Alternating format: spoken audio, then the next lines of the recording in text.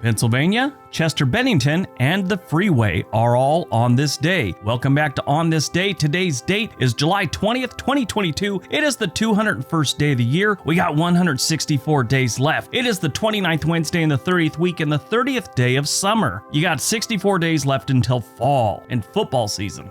Today is National Pennsylvania Day. National Pennsylvania Day on July 20th recognizes the second state to join the Union. Nobody ever knows that. They know that, Delaware is the first state, but you never remember number 2. I mean, even people that know all the presidents, it's really hard to remember half of their vice presidents or the guy they beat in the election. Pennsylvania was once home to the temporary capital of the United States in Philadelphia. Pennsylvania is also known as the Keystone State. While the source of the nickname has been forgotten, the meaning is not lost. Bridge builders know leaving the vital keystone out of a structure would be folly, as they say. I hate the word folly, it just doesn't make sense to me, leading to a collapse. You need the keystone. Pennsylvania is a very historic state. I mean, the Declaration of Independence was signed in the state. The Constitution was signed here. You had Gettysburg, Valley Forge, Immaculate Reception. So many times Pennsylvania has played a major role in this country's history. All right, let's see what else July 20th has given us. 1903, the Ford Motor Company ships its first automobile. 1934, labor and unrest in the U.S. Police in Minneapolis fire upon striking truck drivers during the Minneapolis Teamsters strike of 1934, killing 2 and wounding 67. It wasn't just there. On the West Coast, in Seattle, police fire tear gas and club 2,000 striking longshoremen. The governor of Oregon calls on the National Guard to break up a strike on the Portland docks. 1938, the United States Department of Justice files suit in New York City against the motion picture industry, charging violations of the Sherman Antitrust Act in regards to the studio system. The case would eventually result in the breakup of the industry in 1948.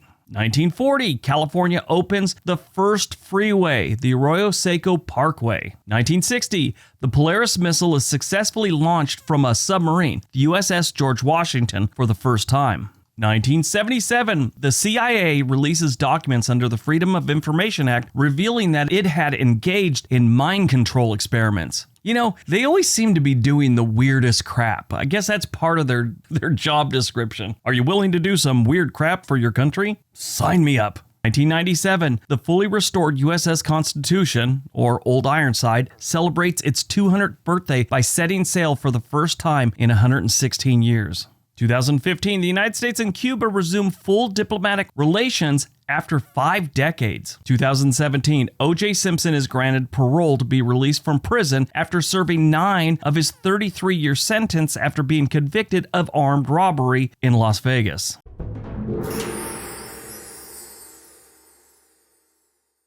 So this is obviously years after his Nicole Brown Simpson thing, which happened in 1994 when he went on trial for murdering his ex-wife and a waiter. Now, I watched that entire trial, and I think he did. I think he got some help. There's a few things that made me question the whole process. The main one is you don't kill 2 people with a knife and nobody really heard anything. I know the area that this happened and the houses are right on top of each other. It's a very quiet community. I don't see how that could have happened if you were by yourself without a bunch of noise. He had to have had help if he did it. According to a 2016 poll, 83% of white Americans think OJ did it and 57% of black Americans think OJ Simpson killed his ex-wife. Anyway, on to the Las Vegas thing. On the night of September 13, 2007, a group of men led by O.J. Simpson entered the room of a sports memorabilia dealer or collector, whatever, at the Palace Station Hotel and Casino. They took sports memorabilia at gunpoint, which resulted in Simpson being questioned by the police. Simpson admitted taking the items, which he said had been stolen from him, but denied breaking into the hotel room. He also denied that he or anyone else carried guns. He was released after questioning. Now, the memorabilia he was collecting or trying to get back was stuff that, from my understanding, was sold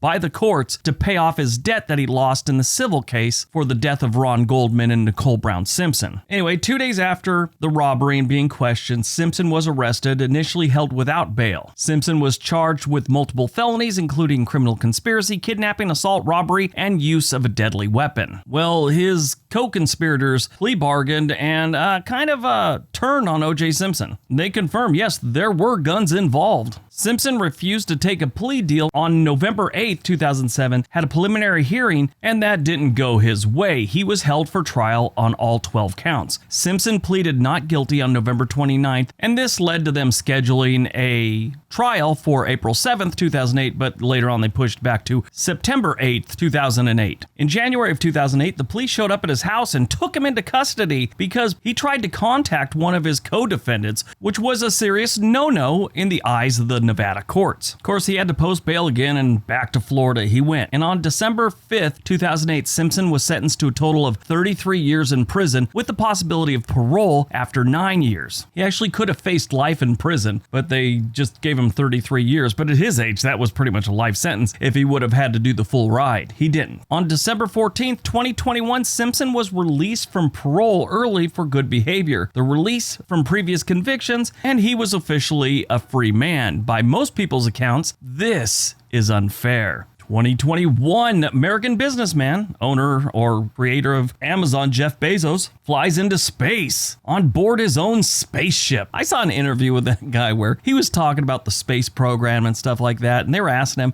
why are you doing this? And he says, well, after a certain amount of wealth, you have a responsibility to further mankind and help mankind out. And he goes, and the obvious choice is space. The obvious choice is throwing money into cancer treatment or, poverty, hunger, something like that. Space.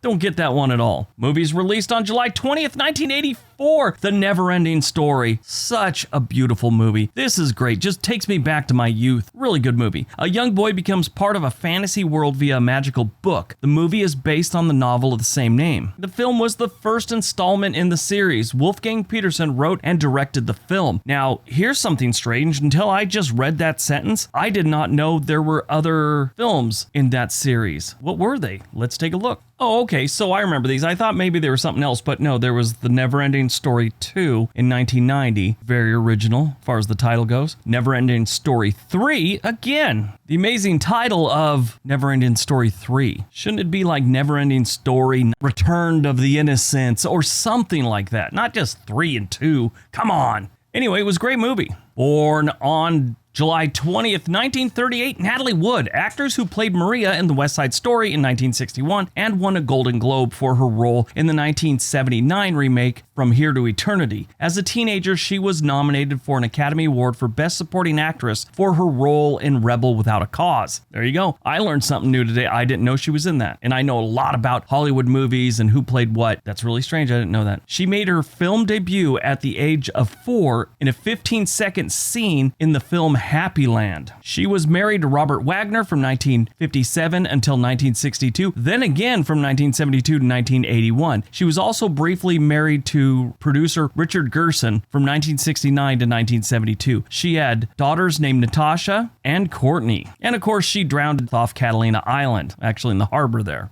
Died on July 20th, 2017. We lost Chester Bennington. You may not know who he is since we have a little bit of an older crowd for this channel, but he had a great voice and he was the singer who gained fame as the lead vocalist for Linkin Park. The band's 2000 album, Hybrid Theory, was certified diamond. He also performed with the Stone Temple Pilots. He had a great voice and he seemed like a really decent guy. He took his own life not too far from where I grew up. Such a sad situation with him. He had a rough childhood and went to drugs to kind of soothe the pain, but my understanding, which I don't know, it's a little disputed, but he'd gotten away from all the drugs and stuff and was just depressed when he committed suicide. Interesting fact about his band, Linkin Park, when they first started, they gave themselves the name Linkin Park because there was a very popular band at the time called Limp Bizkit, and they figured if they had a similar name, at least in spelling, people would find them when they're at the record store looking through the albums. You always have them in alphabetical order, so they wanted to be right next to a very popular band to get noticed. Side note, they're so much better than Limp Bizkit. Limp Bizkit faded away a few years later and